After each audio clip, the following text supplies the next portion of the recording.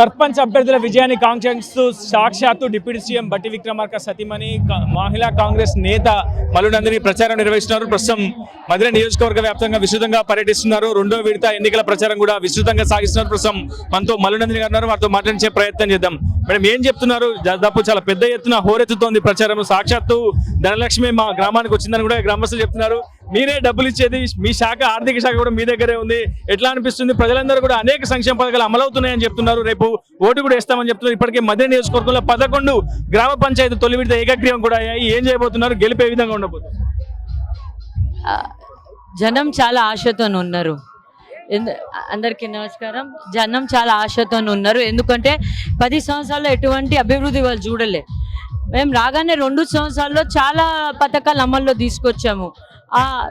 చూసి అది double bedroom ఇల్లులు ఉన్నాయి, సన్న బియ్యం ఉన్నాయి, రైతులకి రుణమాఫీలు చేసాము, ఇంటిగ్రేటెడ్ స్కూల్ వస్తుంది, లింక్ రోడ్లు పెద్ద పెద్ద లింక్ రోడ్లు వస్తున్నాయి, ఇంటిగ్రేటెడ్ స్కూల్ వచ్చింది, రేషన్ కార్డులు వస్తుంది, పెన్షన్లు రాబోతున్నాయి.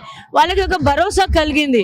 చలో ఇప్పుడు మనకి నిజంగా ప్రభుత్వం అనేది వచ్చింది, ప్రజల ప్రభుత్వం వచ్చింది, ప్రజల గురించి ఆలోచించే ప్రభుత్వం వచ్చింది. కాబట్టి అన్నీ వస్తున్నాయి, ప్రభుత్వం ద్వారా అన్ని వస్తున్నాయి అనే ఆశతోని దాంట్లో బట్టి విక్రమార్క గారిపై వాళ్ళకి ఉన్న అభిమానము, ఆ అభిమానం వాళ్ళు నా పైన కూడా చూపిస్తున్నారు. బీఆర్ఎస్ నేతలు చెప్తున్నారు, మమ్మల్ని బెదిరిస్తున్నారు, భయభ్రాంతులకు గురి చేస్తున్నారు, మాపై అక్రమ కేసులు మోపుతున్నారు, అసలు మా అభివృద్ధి అంతా కూడా మా పాలన జరిగిందని బీఆర్ఎస్ నేతలు చెప్తున్నారు. మీరే చెప్పాలి, ఏ అభివృద్ధి చేశారు వాళ్ళు?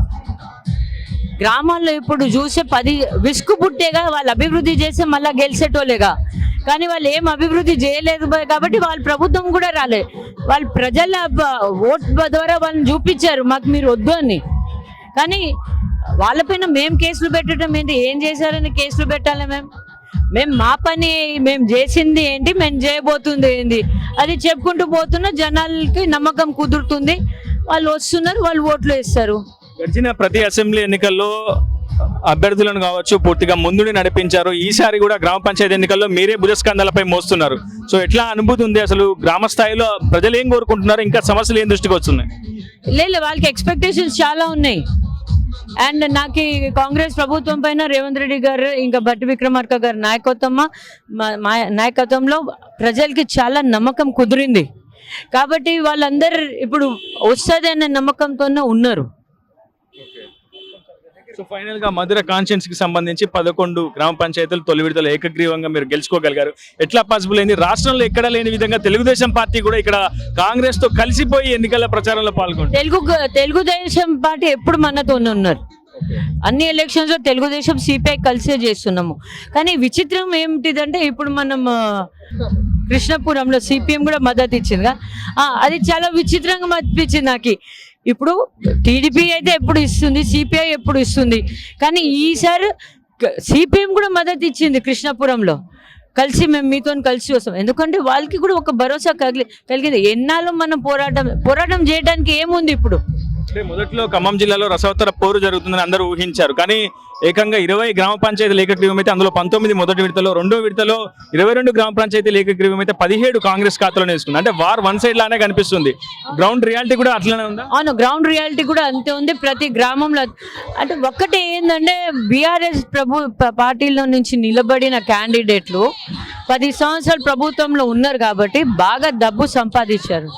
అదే మన కాంగ్రెస్ పార్టీ మన ప్రభుత్వంలో లేరు, ఏం లేదు, మా పాపం నిలబడిన వాళ్ళు 10 సంవత్సరం మనతో ఉన్నోళ్ళు, కమిట్ అయిన వాళ్ళు, మళ్ళీ మన ప్రభుత్వం వచ్చింది మనం కూడా సర్పంచ్ అవ్వాలి అనే ఆశతో ఉన్నారు.